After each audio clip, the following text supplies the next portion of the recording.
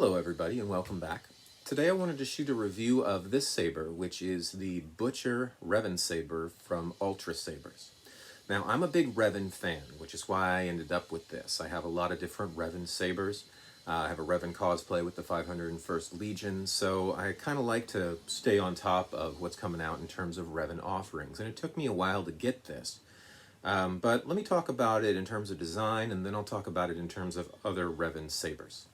So this is the Ultrasabers version. It's easily recognizable as a Revan. Okay, it has the typical pattern here that we've come to expect. Activation button there. Usually in a lot of others, this is a secondary button here or some sort of accent LED. In the Revan version from Ultrasabers, this is a screw right here. So this is an Allen wrench screw used as an accent. Okay, the prongs themselves, or the claws rather, are secured with a screw down here.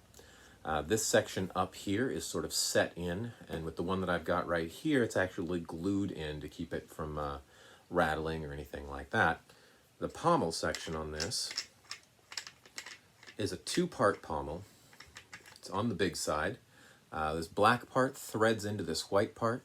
It's actually thread locked, I think, so I can't get those apart. And the pommel itself has a little Revan logo on it, which is kind of a cute touch. So one last thing on this is that the claws on it are not just straight up claws. They're actually beveled at the end to provide a sort of faux version of the articulating claws. In order to get the emitter off, you have to remove the claws. Otherwise, this emitter right here, this unscrews and pulls off, but it runs into the claws here. So you can't take the emitter off without taking the claws off. All right, the set screw on this is down here, which makes it a relatively low-end set screw, which means that this thing has a lot of durability for the blade because it's got a deep set. Not that I would recommend dueling with it, because I don't generally recommend dueling with anything that has claws. So here it is in general, the Revan Butcher from Ultrasabers. So let me talk about it in reference to other Revan offerings out there.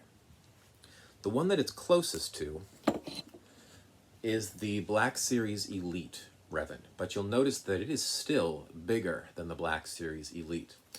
All right, so this is definitely, you want to grip it down here where the claws are skinnier, because gripping it up here, I've got a pretty big hand, and my hand still doesn't go all the way around this thing.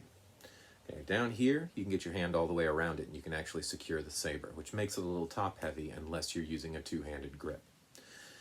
All right, so I said it's closest in design and size to the Black Series. So here it is next to the Black Series. Again, you'll notice it's still bigger. The Black Series had these articulating claws, and that's what this one was designed to sort of emulate with that. All right, the next size model down is, this is a Saber Forge. I believe it's the Saber Forge Redeemed. Okay. You'll notice again, this is about as long as the Black Series, shorter than the Butcher, but much skinnier than either of them. So this one I can actually get my hand all the way around at any point on the saber. Okay, so also a lot of these Revan models have kind of low profile pommels. This one's a very high profile pommel. And lastly, here is the KR, or the small, which is the smallest version I have. My understanding is that the Vader's Vault is pretty much this same size. I do not have the Vader's Vault. It looks like a nice saber, but all four of these sabers together were not as expensive as one of the Vader's Vault version of this. So I do not have that one. But the KR version, Ancient Rev, is a nice one as well, the two accent buttons. But look at the size of this compared to the size of this. All right, so the nice thing about a couple nice things about the Ultrasabers Butcher. If you get these as empties and you get them installed, or if you get them as stunts, I'm rather fond of Ultrasabers sabers as stunts. Simply because I like the budget option, I like the fact that they're rather simplistic in their stunt installation, and I like the fact that they offer stunts. A lot of places like Vader's Vault, you cannot buy a stunt from them without sound. It's always going to be sound or nothing. And soundboards get outdated when new soundboards come out and then you're walking around with something you're not happy with. A stunt is always a stunt saber. So I like the fact that this is available in stunt, which makes it a decent budget saber. This is sub 200, which considering that you can pay $200 for an empty hilt, sub 200 with an LED, and there's a pretty good arrangement. So it's a nice budget hilt. It's very recognizable as Revan. So if you're a cosplayer and you're out in a Revan costume somewhere at a con, having this thing reads on the camera as Revan, and it's also very noticeable because of its size from far away. So this one can disappear into your hand a little bit. This one doesn't, so it still reads as a saber from far away. I like the fact that it's budget.